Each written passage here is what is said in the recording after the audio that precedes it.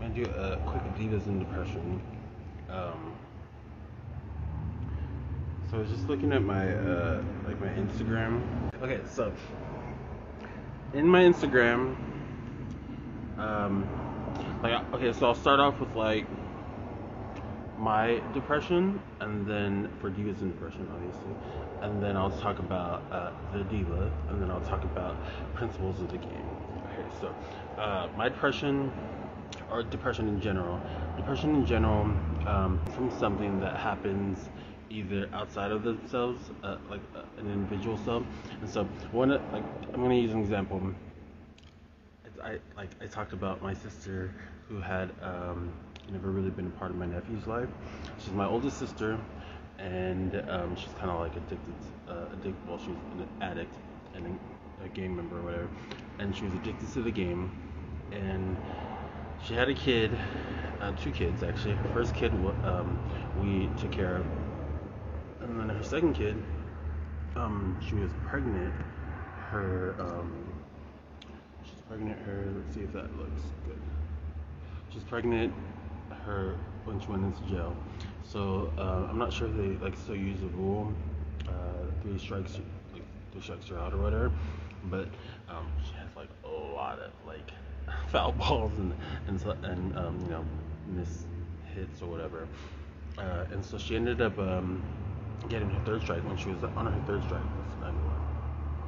She got a third strike. She ended up going in pregnant. When she went in pregnant, as soon as she had the baby, they take the baby from you, and someone has to sign for that baby. And so one year, not the youngest baby, but the firstborn baby that we took care of, my sister-in-law said, I knew Liko was depressed when he was 6. Now, having taken care of my nephew his entire life, when he came home from the hospital, I was 11. When I was 11, and I mentioned this before, if you notice on right there on my Maslow's hierarchy of needs, you'll see that I have the levels, just right here, if you see the first level, it's a physiological need, you just see it right there, and then you get to the second level, and when you get to the second level, it's like the safety level, stability. And so I have a safety level, and you just go right there, you'll see the second level, and then there's a picture of me doing self-defense. Let me get into a different one. And when I get to self-defense, because of sexual predator. So a lot of the time, what you see is not always what you see. So we see houses in front of us. Americans know that prior to all of that everybody is a census, and in that census they gather all the evidence, and then all the evidence is cross-referenced to the crime and stuff that goes about, and then all of that, these criminals love to leave footprints everywhere, and it's just and so when they cross-reference all that, they know that there's a pattern, there's this and that, and so it's written in our school textbook that those who are sexual predators or criminals or whatever, perpetrators is the word, what they do is they scout. And so what happens is they lure the person in, and usually it's someone who doesn't understand the full the full scope of the situation, and so from here, there, anywhere, it allows those in a place whenever they're going from here to there to be vulnerable or susceptible to being a victim of a crime. And so prior to that, having taken care of my nephew since he came home, when he pulled up to the house, I knew him ever since I'm 11 years older than him, and raised him. My sister-in-law was like, oh yeah, I always knew he was depressed when he was 6. And so sometimes there's this, at least for me, my entire life, I always had this picture perfect way of like how you're supposed to treat another person, and so it made me naive to or oblivious to what others were going through. But I always knew that someone was going through. But even at that age, you think that like, oh my God, like there's like this magic bubble that protects them, and that they that it doesn't hurt them to see or to go through that, or and so in and of that, it's not true. And we know that based on data. Having depression myself, I didn't really experience depression until junior high, but I always knew that then, and then I always knew today that there were developmental stages or phases that we go through, like age and puberty or whatever, where I would be susceptible to depression. So, like a picture. So,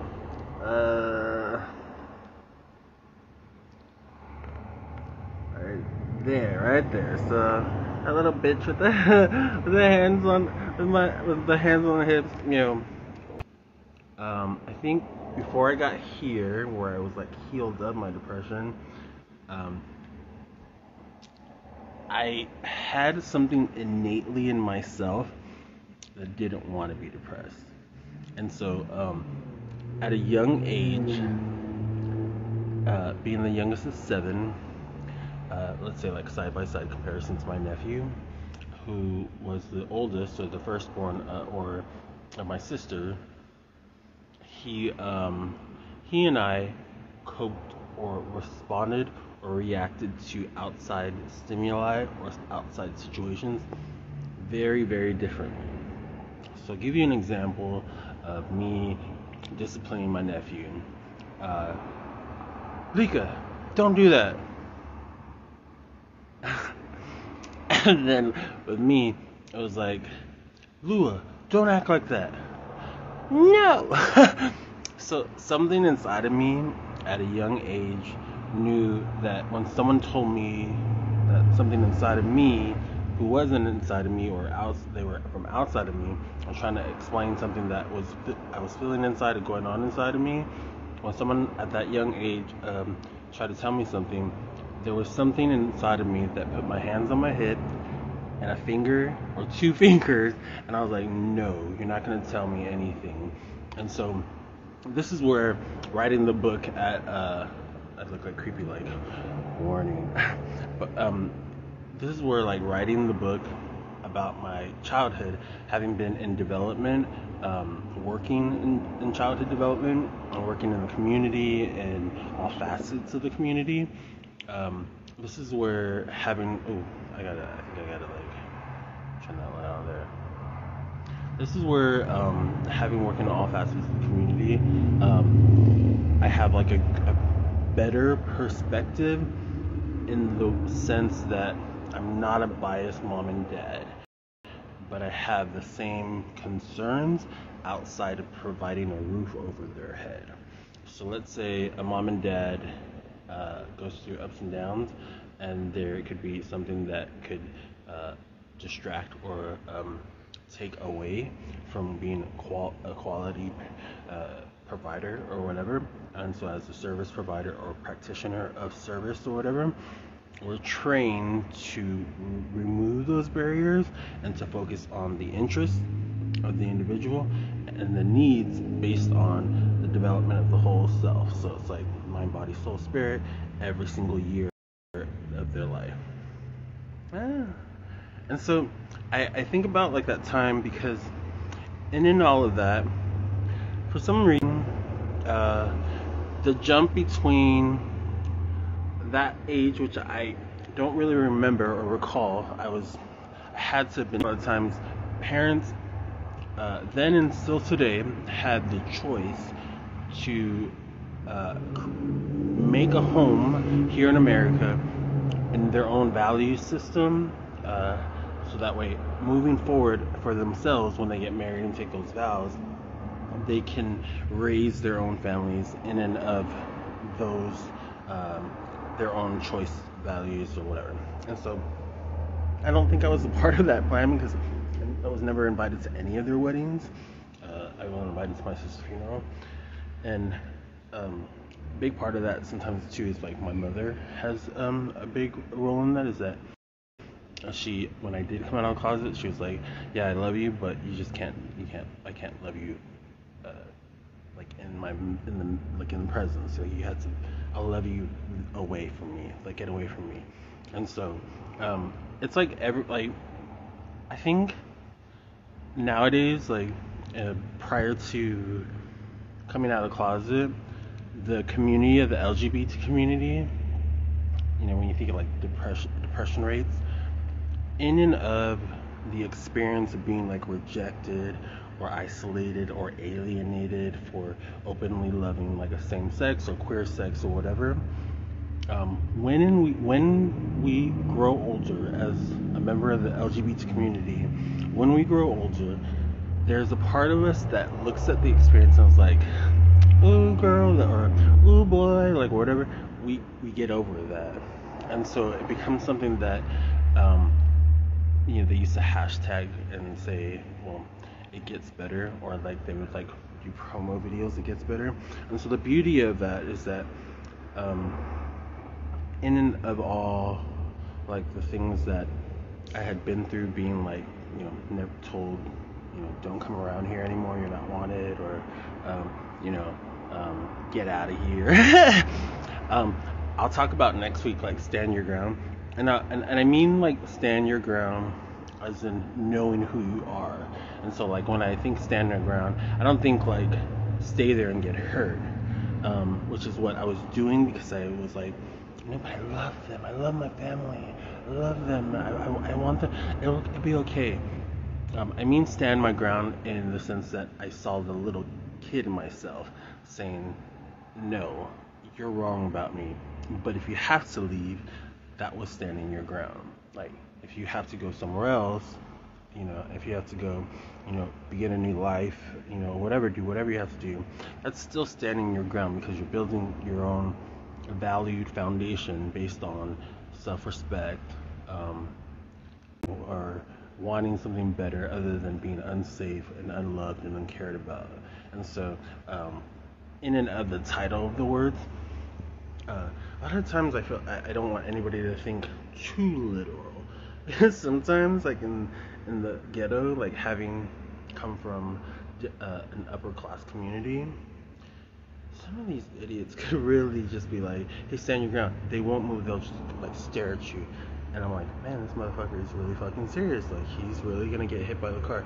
And there's been like situations where people who take in all of that stuff, like my nephew, and they're so depressed, they just don't know how to respond. And so it's one of those fight or flight or freeze situations.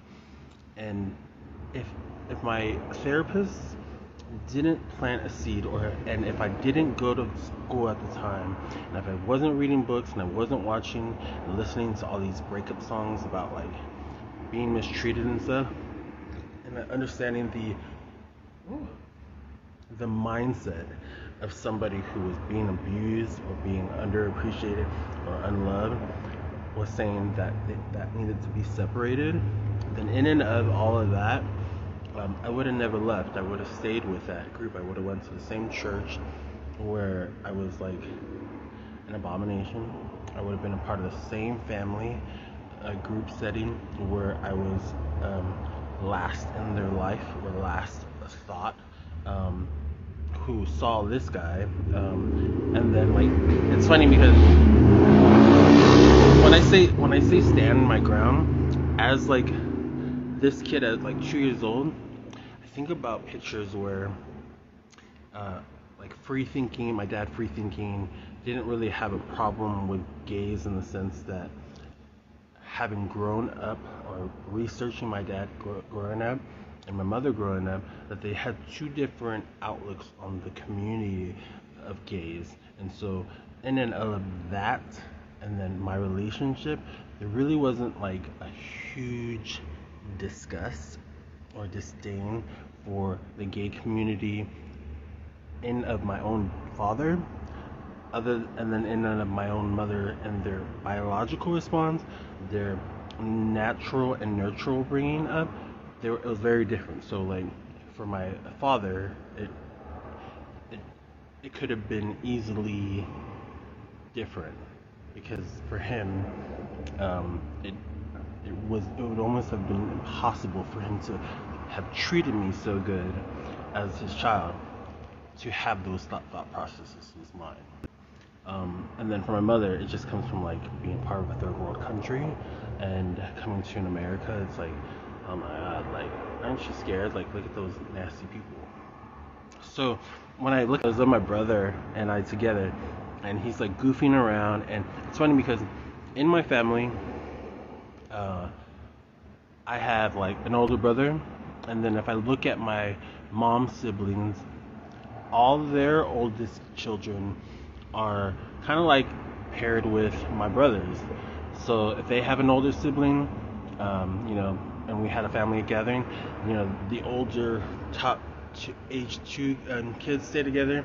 So the 30-year-olds stay together, the 20-year-olds stay together, and the 10-year-olds stay together, and then all the infants stay together. And so, like for example, my brother, my sister sent me a picture of me and my brother, and there's like a picture. He would be like the Troy of our family, but not as successful.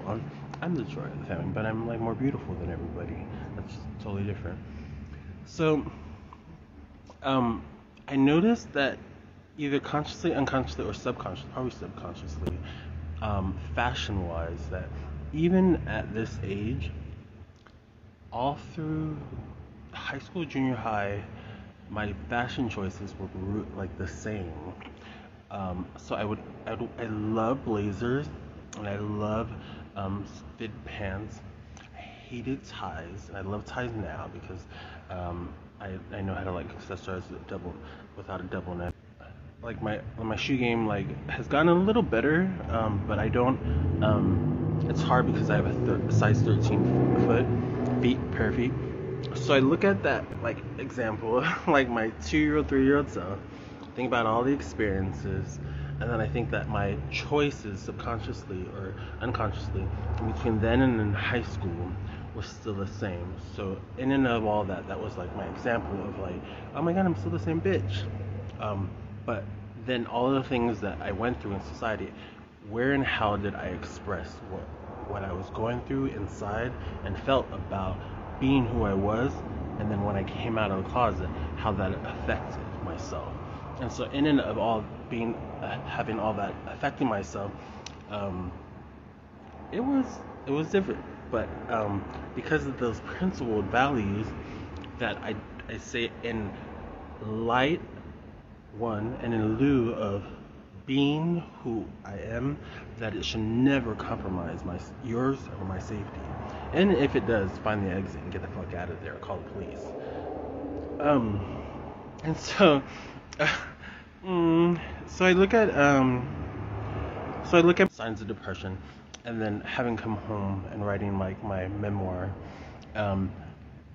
the traditional responses are the same. The community is the same in that it's the percentage-wise is still the same.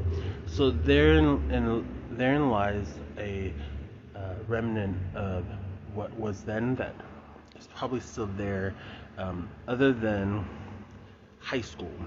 So a lot of times I notice that high schoolers from, let's say, like 2011 or so till now, who were then and grew up in that generation, had a better explanation of the evolving society that we were in. So rather than staying the same as like, oh well, that's what my mom believes or that's what my culture believes about them, they were evolving in the understanding that we were human beings that deserve to be treated like human beings. And so just because your religion doesn't believe in, those who are homosexual or engaged in homosexual acts or LGBT, umbrella, that it didn't deserve being treated like a Matthew Shepard or like a Benjamin Creekmore, just because they were gay. And so and in all of those things, like people who lived in their wholeness and being had become a little more understood because of education. And so when I started going back to school, education was important for me to put myself out there, and that if I do get back in the game, let's say like when George Bush in 2004 was elected as the president, or no, 2000, and then I think it was 2004. Anyways, so in 2004 is when California required state standards. Prior to that, it was just kind of floated and got on by and just went through. Then they had in 2004 No Child Left Behind, and when they required No Child Left Behind, I was actually a part of that like community of like educators. They would have like mom and dad at the top, and then at the bottom it was like assistants, and then it was institutions and where they learn. So it's places where they learn, places where they're in between, and places where they would go home. And so that we were all a part of like the development of the wholeness of community outreach, community services. And so when the games started to change, where they were like, you know, you're just letting kids slide by too much, but without evolving or having some type of measurement of saying, hey, like game change, those requirements and educational requirements were based on choices that, like, if someone had done a better job or didn't fail the child or the community, then choices would have been made better. But in all of that, the structure isn't based on one individual. The structure is based on a pyramid scheme or schematic. And so whatever. And so they were getting all taxed on their paychecks. And then there were huge deficits in society that in the development of the whole self, when and after, the statement is discipline. Discipline doesn't start in the electric chair, it starts in the high chair. And so a lot of times you see a grown-ass man, individual or woman, and you're like, do they even have common sense or whatever? And so you can't tell them that now because you're supposed to tell them that then. And so when society started to look at these people in society, and they look at the Rodney King attack in the 90s, you see how race influenced that, and then you look at the header of race, and then you see like the pyramid, that like light that shines upon that particular community, the African American community, and then you look at the Latin community, the Polynesian community, and even the white community, and you start to look at, you shine a light down on them, and you're like, what contributed to those things? And so in order to contribute to a better community where the child, the next generation, the next generation, the next generation can grow up and become a whole individual where they can have a better life experience, they start to focus on better ways of approaching teaching. And so a lot of times, sometimes teachers, they go with this, oh my god, the classrooms are too big, we don't have enough support, the best one is not paying enough. And it really is just like a sad part. They could have added just a little bit more money and like summer benefits. Those were some of the things, having like been friends of teachers, where I was like, how much do you get paid? And I was like, dang. It's like, but the love of it, if you're a little more organized prior to all of it, it's worth it. But when teachers ask for something, it's so worth it, in a sense that once you hand your child off to the parent and to whatever factor, the money part shouldn't really create like a huge challenge in lieu of like what's still going on in terms of like productivity. So when I look at like myself, I think about like depression, and when I went through depression, I went through depression twice. Oh! And I use those two twice like references. I use those two twice references in terms of the two suicide attempts. So when I had two suicide attempts, let me grab a Coca-Cola. And I went through depression. I went through depression. Here in California, they call it 5150, but in Arizona, they call it SMI, which is severely mentally ill.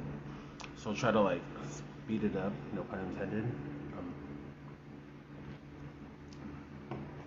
So you got California. These communities are living up to standards based on the work and the accounting and what we see in front of our eyes. They're 5150. And we see in other states, it's like these people working, this is what it looks like, and this is why or how it looks that way. Hello. And so the lingo, the linguistics, and the approach are all different. And so having been a part of that, for me in the homeless experience, it wasn't easy, oddly, in that having been a part of that world, hey, I could do it, I know how to do it, it honestly wasn't, it almost is harder. And the crazy thing is that even having been homeless, I even saw other teachers there, other people who had degrees, and they can say like, oh, well, maybe it's the addiction factor, or maybe it's the whatever factor, but for some reason, when factors like that happen, at least in Arizona or in like the church world, like if you ever go to back in the days in like the early 1900s, you either worked or you're thrown out. And if you're thrown out, you're part of like a real low, gunky, dirty community, and then you're a part of like the farmers, like to see if you can get by in the seasons. The seasons are good too. And then you're either a part of like the Vanderbilt family, who built the trains, who had the trains deliver the mail from the East Coast, Midwest, and then I think they even made it all the way to California in terms of like the upper class community. And so when you think about then in the early 1900s, and you think about like depression, you think about the bandwagon. So like there's like a bandwagon theory that people in the lower class communities, like in France, like with Toulouse-Lautrec. So Toulouse-Lautrec was from the upper class community, but because he was deformed and he wasn't considered viable in terms of like providing and working, producing a family heir, or also being able to make like lots of money, he was rejected from his family, or he was disowned from his family. I need to start with a D. He was disowned from his family. So it's a very similar situation to myself, is that having come from a family that was famous and big and going through grief, my viability, my value being a part of that family was non-existent, because not being a part of that family meant that I was a liability to them rather than an asset. And so in America, if and when you go through processes like this, there are places, there's money, and there's opportunity for you to still be an asset to the community. You just got to know how to do and go where be that. So like here in Orange County, like if you go on my link in the bio, you can click on Storm Street or Hidden Treasures. Sorry. When you go on Hidden Treasures, it will give you like a base understanding of the general things someone who's in the LGBT community need to go and have outside of their family that has to kind of still be productive and move forward and might not have everything to help you. It's okay. That's okay. So, so it's funny because like in Romy and Michelle high school reunion, Christy Masterson, Jesus Christ, hold on, the setting in here is like just leaks around. So Christy Masterson is like this popular girl, and Romy and Michelle are these two really fashionable girls. And it's funny because they're in their own world, they're loners, and so the movie is like a variation of Dumb and Dumber, but like the Valley Girl Dumb and Dumber.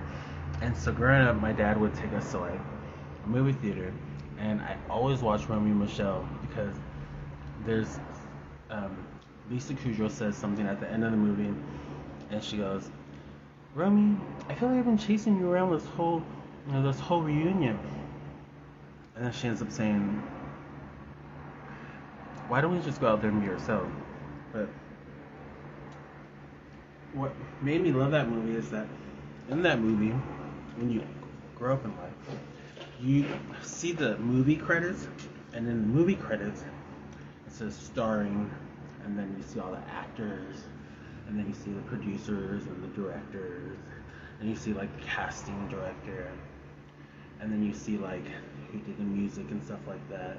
And you see that like that movie with the writers, that movie with the screenwriter. That movie wasn't just a movie that big Hollywood executives thought that it was worth $13, $15, $14 or whatever, except for a family to go see it.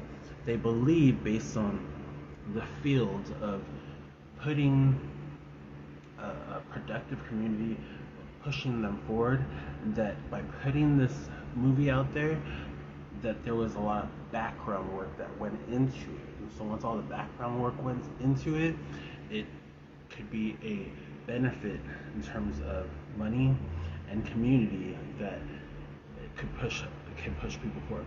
And so in and of that, there's a part where they're at the lunch table, and the girls are like looking through the yearbook, and they're old, and they're not old, they're like in their late 20s or whatever, and they're like, "Really, what group were you part of?" And it's like, well, there was the A group, it was the athletes and the famous athletes and the fat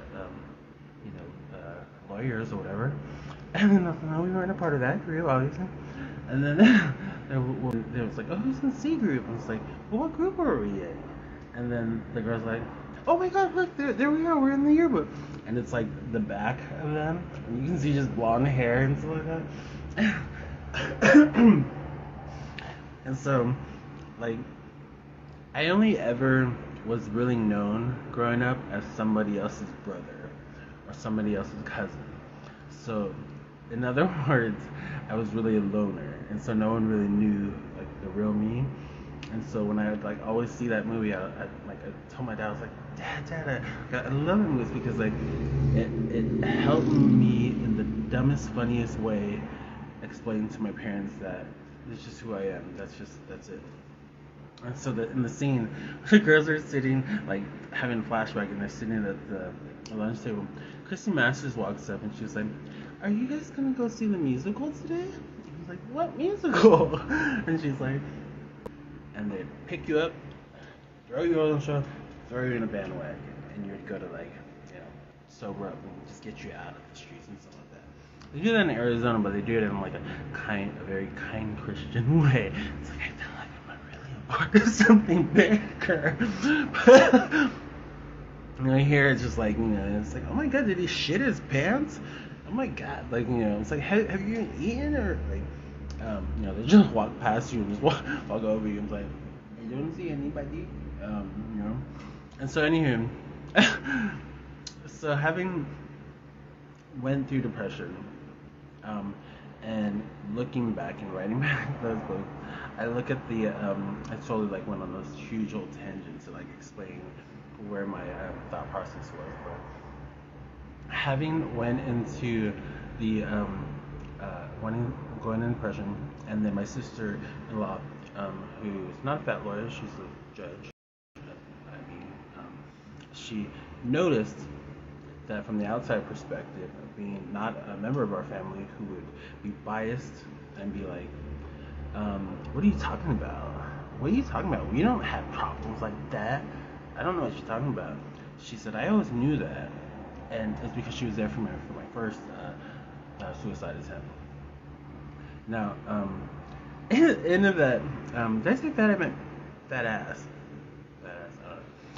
So she, so then when I looked at it in my own perspective with the feedback and the instruction of like learning, like willing to learn new things, I was like, dang, I got a lot of like steps to take to recover that innocence and protect that innocence. I was like, what am I gonna do? And so the exciting part was like, I could write a book. You see the diva, then you see depression, and then you see principles of the game.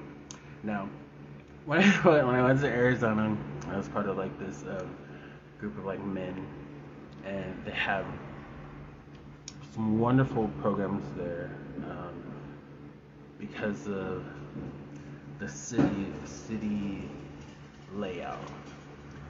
Here in Orange County, the city layout isn't the same. So, like in Mesa, or like in Phoenix, or in Tempe, or Chandler, or Glendale, the city layout is very different in terms of how the city allocates money or requires money. And so one of the examples is like Inland Empire, outskirts of Orange County, you have a industrial productive society that has different needs and different services that they provide. Therefore, the cost of that is going to be extremely different versus something that a city in Arizona where the cost of something is feasible and the access to things are a lot more broader and available there, which is why it's so much better in terms of like if there were a view of looking at their community and things not happening and there's like, oh, we need something to happen, they had the space to provide that. Now if we had that too, like where would we provide those spaces and how much would it cost? Now the ridiculous thing too is like I don't think Santa Ana or Orange County sees how the garment district contracted LA-ish area type of cost is costing them here, but none of them can afford that. They're really banking on believing that these things are going to come through grants, and grants alone, that the services in return are going to be efficient enough to say it was worth it. And so in and all of that, when you look at services for those who are really in need from every level for mind, body, and soul, some people who come here, it's like you have to be able to see it first and not expect that it's going to happen right away. So it's a little almost harder and it costs more. So like for example, like $7,000 was easy for me to make in Arizona. $17,000 or whatever cost me to get things done here a lot harder. And so in and of that, a plan and principles of being patient, non-judgmental, and being more aware of your own self are real crucial in terms of moving forward if you really want to. If you want to stay stuck, stay stuck.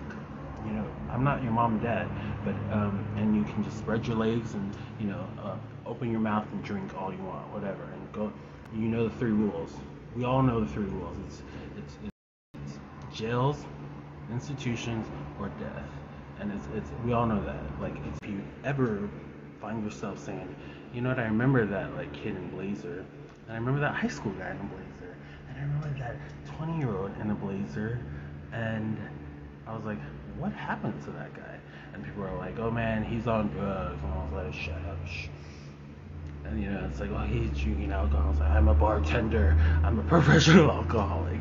It's like these things of end up wanting to fight, but not fight, like internally stay and be your beautiful self in and all through that. It's something that you have to look and see then and around you and see like, oh yeah, this is what I want to be. So I'll end it just because I'm blabbering on. If you want to see principles everywhere. So next week I'll be doing Stand Your Ground, and this is when the first three are understood, which is your personality,